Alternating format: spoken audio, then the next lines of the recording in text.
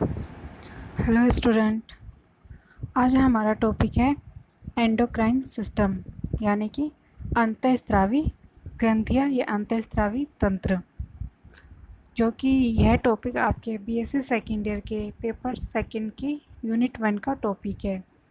यह टॉपिक आपके कोर्स का और एग्ज़ाम पर्पस से भी काफ़ी इम्पोर्टेंट टॉपिक है, क्योंकि इस टॉपिक से एग्ज़ाम में कंपटीशन एग्ज़ाम या आपके कॉलेज एग्ज़ाम में काफ़ी प्रश्न पूछे जाते हैं।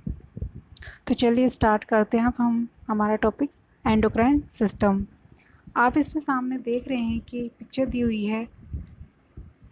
ये एक एंडोक्राइन सिस्टम जो हमारे बॉडी के अंदर कहाँ कहाँ कौन कौन सी ग्रंथियाँ उपस्थित रहती है उनकी पोजीशन दी गई है। तो हम सबसे पहले जो ग्लैंड के बारे में पढ़ेंगे वो है pituitary gland and hypothalamus. The pituitary gland or hypophysis is attached to the hypothalamus at the base of the brain। जो पिट्यूटरी ग्लैंड होती है, प्यूस ग्रंथि होती है, वह हाइपोथैलेमस में ब्रेन में उपस्थित होती है और ब्रेन के हाइपोथैलेमस के बेस के पास उपस्थित होती है। The hypothalamus is the major integrating link between the nervous and endocrine system। जो हाइपोथैलेमस है वह नर्वस सिस्टम और एंडोक्राइन सिस्टम का कनेक्टिंग लिंक है, इंटीग्रेटिंग लिंक होता है। Although the pituitary gland is sometimes called the master endocrine gland, इसलिए कभी कभी पिट्यूटरी ग्लैंड को भी मास्टर ग्लैंड भी कहा जाता है। Together the hypothalamus and pituitary gland regulate virtually all aspects of growth, development, metabolism and homeostasis। Hypothalamus और पिट्यूटरी ग्लैंड दोनों मिलकर ही बॉडी के सभी कार्य फंक्शंस को मेंटेन करती है, जैसे कि ग्रोथ, विकास, डेवलपमेंट, मेटाबॉलिज्म और होम्योस्टेसिस को मेंटेन करके रखते हैं, रेगुलेट करती है। The pituitary gland can be divided into posterior pituitary और एंटीरियर पिट्यूटरी। पिट्यूटरी ग्लैंड है वह दो पार्ट में डिवाइडेड है। पहला है पोस्टीरियर यानी पश्च भाग और दूसरा है एंटीरियर यानी अग्रभाग। The size of it is the size of A P. इस जो पिट्यूटरी ग्लैंड का साइज पी के बराबर होता है, मटर के दाने के बराबर होता है।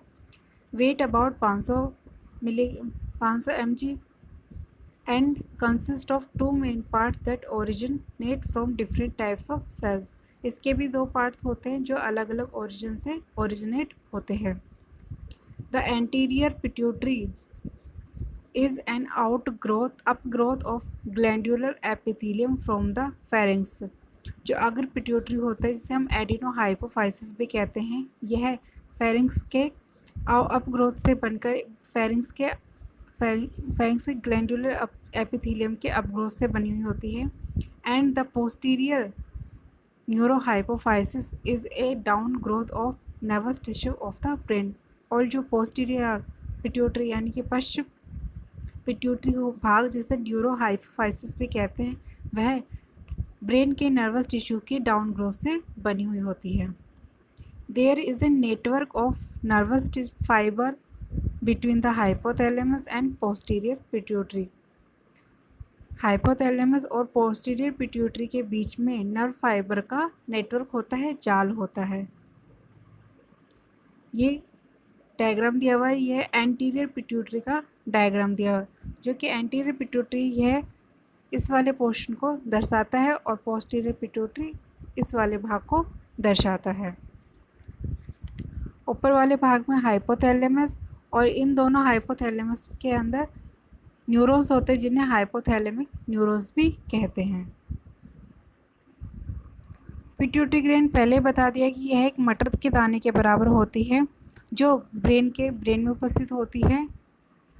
It is a small structure at the base of the brain which release a wide variety of hormones that in turns control the activity of body other hormone glands. जो ये पिट्यूटरी ग्लैंड होती है यह बहुत छोटी सी होती है, छोटा सा स्ट्रक्चर है। यह बहुत प्रकार के हार्मोन्स को रिलीज करती है और अदर जो दूसरी ग्लैंड्स है, दूसरी ग्रंथियों के हार्मोन्स को भी कंट्रोल करती है। अब हम देखते हैं कि कौन कौन से हार्मोन पिट्यूटरी ग्लैंड से सिक्रेट होते हैं, स्रावित होते हैं। तो एंटीरियर लोब से कई प्रकार के हार्मोन स्रावित होते हैं, जैसे कि पहला है एंटीरियर लोब से, पहला है growth hormone GH, prolactin. Third है टीएसएस, थायराइड स्टिमुलेटिंग हार्मोन। चौथा है एड्रेनोकोर्टिकोट्रोपिक हार्मोन एसीटीएच। फिफ्थ है follicle stimulating hormone FSS and luteinizing hormone LH. ये एंटीरियर लोब से सीक्रेट होते हैं। इंटरमीडिएट लोब्स यानी मध्य भाग से A and B melanocyte stimulating hormone secrete होता है। और पोस्टीरियर लोब यानी पश्च भाग से वैसोप्रेसिन एडीएच, जिसे हम एंटी डायूरेटिक हार्मोन भी बोलते हैं, और दूसरा है ऑक्सीटोसिन। तो ये अलग अलग लोब से इस प्रकार के हार्मोन स्रावित होते हैं। पहला है ग्रोथ हार्मोन। नाम से ही पता चल रहा है ग्रोथ हार्मोन है, तो इसे हम वृद्धि हार्मोन भी कहते हैं। यह शरीर की हाइट को बढ़ाने का कार्य करता है। इसका मेन एक्शन है it stimulating of the growth of bone, cartilage and connective tissue. यह मेनली बोन्स, कार्टिलेज और कनेक्टिव टिश्यू की ग्रोथ को स्टिमुलेट करता है।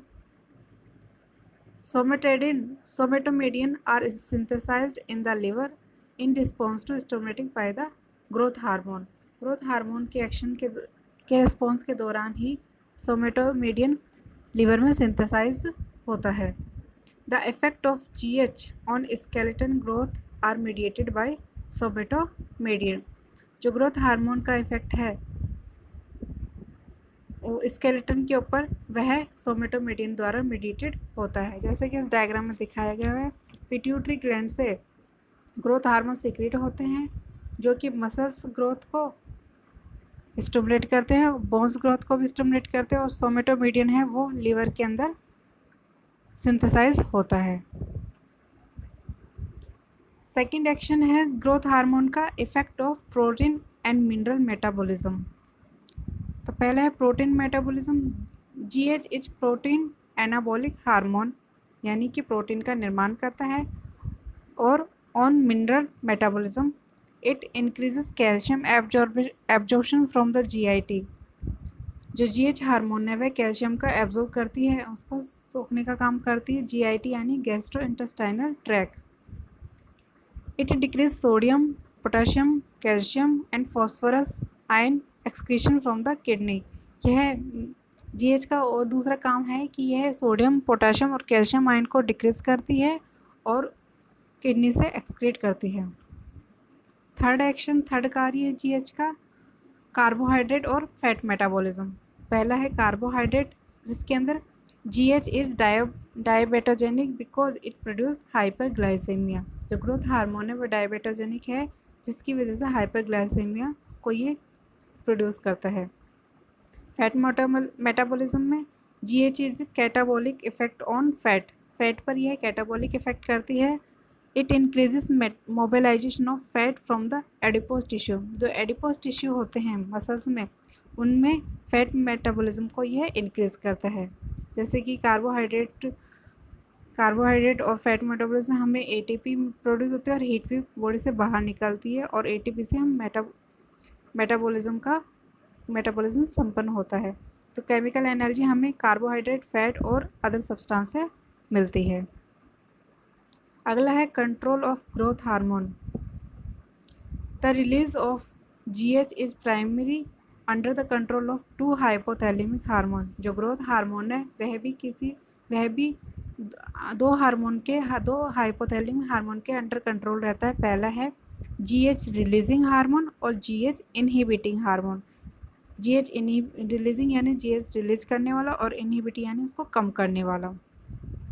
Stimuli increase GH secretion by the stimulating GHRH release during the exercise और stress। जब exercise और stress होता है तब उस दौरान GH हार्मोन रिलीज होता है, और GH stimulating decrease GH hormone by release of GHIS also सोमेटोस्टेसिन। सोमेटोस्टेसिन की हेल्प से GH हार्मोन डिक्रीज भी होता है। अब है disorder related to growth hormone. कभी कभी ग्रोथ हार्मोन के ज़्यादा इंक्रीज या कम सिक्रेशन या ज़्यादा सिक्रेशन से कुछ प्रॉब्लम हो जाती है, कुछ डिसऑर्डर उत्पन्न हो जाते हैं। जैसे कि पहला है जाइजेंटिज्म। जाइजेंटिज्म यानी कि जाइंट यानी विशालकाय आकृति हो जाती है। It is due to the over production of GH. यह ज़्यादातर ग्रोथ हार्मोन के ज़्यादा सिक्रेशन से होते हैं ड्यूरिंग द एडोलेसेंस एज में। इसके कैरेक्टर्स है कि टॉल हो जाते हैं, बायलेटरल गायनेकोमेस्टिया, लार्ज हैंड और फिट हो जाते हैं। एग्जाम्पल देख सकते हैं, जैसे कि एक खली का एग्जाम्पल दिया हुआ है जिसमें कि इसकी बॉडी बहुत विशालकाय है। यह मेनली ग्रोथ हार्मोन के ज़्यादा सिक्रेशन से होता है। दूसरा है एक्रोमेगली। एक्रोमेगली यह भी ग्रोथ हार्मोन के ज़्यादा सिक्रेशन से होता है ड्यूरिंग द अडल्टहुड, यानी कि अडल्टहुड की स्टेज में, वयस्क अवस्था में। इट इज़ कैरेक्टराइज बाई, इसके कुछ कैरेक्टर्स जैसे कि ब्रॉड और थिक नोज हो जाती है, स्किन होती है वो पतली होने लग जाती है, थिकनिंग हो जाती है उसकी, पतली नहीं, थोड़ी मोटी होने लग जाती है। प्रोमिनेंट आईब्रो बन जाती है। Prognathism, elongation and widening of the mandible, यानी जबड़े का इलोंगेशन हो जाता है, जबड़ा जो होता है वो काफ़ी एनलार्ज हो जाता है। अगला है ड्वार्फिज्म। ड्वार्फिज्म यानी बौनापन। यह मेनली ग्रोथ हार्मोन की कमी की वजह से होता है। जैसे कि आपके सामने दी गई पिक्चर में आपको दिखाई दे रहा है कि इस व्यक्ति की हाइट बहुत ही कम दी गई है, जिसको जूते के नाम से भी दर्शाया गया है। इसके कैरेक्टर मेनली लेंथ जो होती है वो छोटी हो जाती है, स्मॉल जेनेटेलिया होते हैं, डेलिकेट एक्सट्रीमिटीज भी हो जाती है। दूसरा हार्मोन है prolactin. This hormone is secreted during the pregnancy to prepare the breast for lactation after the child birth. बच्चे के जन्म के बाद यह मिल्क के प्रोड्यूस को सिक्रेशन को इंड्यूस करती है ताकि बच्चे के जन्म के बाद मिल्क का प्रोडक्शन हो सके।